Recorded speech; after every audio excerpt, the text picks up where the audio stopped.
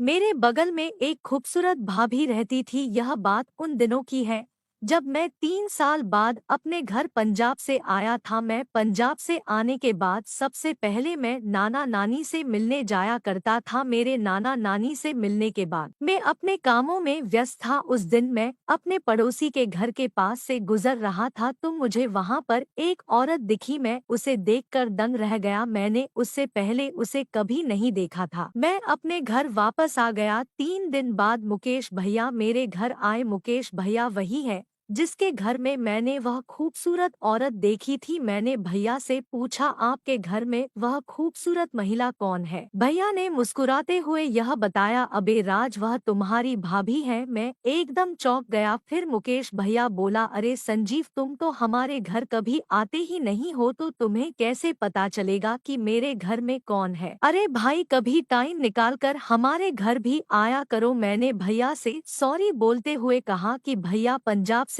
आने के बाद इधर उधर के चक्कर में टाइम ही नहीं मिलता, लेकिन अब की बार जरूर आऊंगा। तब तक मेरी माँ आ गई और वह भैया से बातें करने लगी। मैं थोड़ी देर बाद बाजार चला गया। जब मैं शाम को बाजार से वापस आया तो मेरी माँ ने मुझसे आते ही बोला कि पड़ोस वाले भैया की अगले सप्ताह बहन की शादी है और मुझसे कहा कि तुम जाना और उनके काम में हाथ बटाना। मैंने अपनी माँ से कहा ठीक है और मैं दूसरे दिन उनके घर चला गया। उस समय मुझे मुकेश भैया भाभी की बहुत याद आ रही थी। जब मैं उनके घर गया तो मैंने देखा कि उनके घर बहुत सारी औरतें आई हुई थी। मैं जब अंदर गया तो भाभी मेरे करीब आकर मुझसे पूछने लगी, मैं आपको पहचान नहीं पाई, आप कौन हो? मैं बोला, मैं आपका पड़ोसी हूँ। भाभी बोली, अच्छा आप हो राज, आपके भैया ने मुझे आपके बारे में बताया था, आप पंजाब में रहते हो। मैंने हाँ भरी। भाभी ने मुझे बैठने के लिए एक स्टूल दिया। मैं बैठ गया। भाभी बोली कि आपके भैया थोड़ी देर में आते हैं,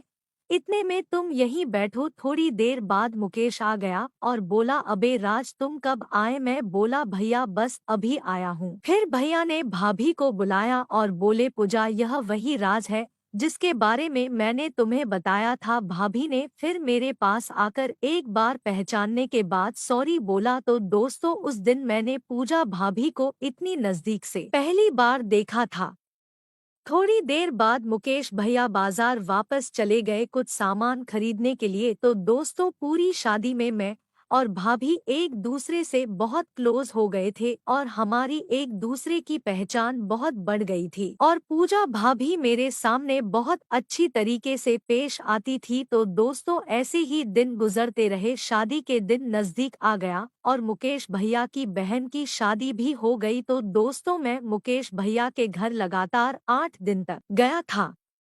तुम मेरी जानकारी मुकेश घर के परिवार से और उनके रिश्तेदार से सभी से हो चुकी थी और मैंने मुकेश भैया की बहन की शादी में काफी काम भी करवाया, जिसके कारण वह मुझे और भी ज्यादा चाहने लगे। तो दोस्तों, थोड़े दिन बाद मुकेश भैया किसी काम से मुंबई चले गए और उस वक्त मैं घर ही था। मुकेश भैया ने मेरे पास कॉल किया, राज तुम कहाँ हो? मैंने कहा, मुकेश भैया मैं घर पर ही हूँ। भैया बोले, राज तुम मेरे घर जाओ और तुम्हारी भाभी की तबीयत खराब है, उसे डॉक्टर के पास ले जाओ। मैं बोला, ठीक है भैया। उस वक्त में फ्री था, मैं तुरंत उनके घर चला गया। मैंने वहां देखा, सच में भाभी की तबीयत खराब थी। मैं बोला, पूजा भाभी आपको क्या हुआ? भाभी ने मुझे बताया कि मेरा सिर बहुत दर्द कर रहा है। मैं बोला, भाभी चलो मैं तुम्हें डॉक्टर के पास ले जाता हूँ। भाभी बोली, तुम रहने दो, तुम ऐसा करो थोड़ी देर मेरा सिर दबा दो। मैं बोला, चलो ठीक है भाभी, तुम लेट जाओ। और दोस्तों, मैंने भाभी का सिर दबाया और भाभी को बिल्कुल आराम हो गया। भाभी बोली, ऐसा सिर तुम्हारे भैया ने कभी नहीं दबाया, तुमने तो मुझे कुछ पलों में ठीक कर दिया। और भाभी मेरे काम से खुश हो गई और बोली, राज तुम्हें एक काम बताओ, अगर तुम करो तो? मैं बोला, भाभी बताओ क्या काम है, मैं मिनटों में कर दूंगा। फिर भाभी ने मुझे अपनी पर्सनल प्रॉब्लम बताई। तो दोस्तों, आप समझ ही गए होंगे कि वह पर्सनल प्रॉब्लम क्या थी। तो दोस्तों, मैंने भाभी की पर्सनल प्रॉब्लम भी ठीक कर दी और भाभी बहुत खुश हो गई।